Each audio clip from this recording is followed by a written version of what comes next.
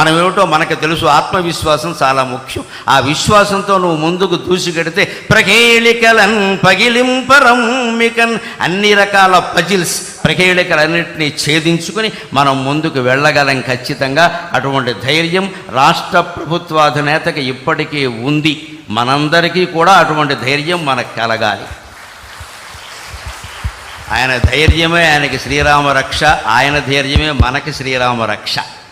అందుకని వచ్చే సంవత్సరం విశ్వావసునామ సంవత్సరం ఆంధ్రప్రదేశ్ ప్రభుత్వానికి బాగా అవసరం. కాబట్టి నిజంగానే విశ్వావసు అంటే అన్ని రకాల బంగారము లోహాలు అన్నీ ఆంధ్రప్రదేశ్లోనే లభ్యమై భగవంతుడి దయ వల్ల అన్ని రుణాలు తీరిపోయి వారు ఆశించినట్టే స్వర్ణాంధ్రప్రదేశ్గా రూపొందుతుంది అని స్వర్ణభారత్ ట్రస్ట్ సాక్షిగా మనం భగవంతుని ప్రార్థన చేద్దాం.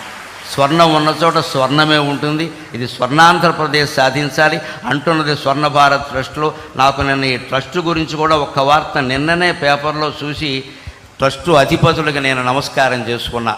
14 ఏళ్ల క్రితం బొంబాయిలో తప్పిపోయినటువంటి ఓ కుర్రాడిని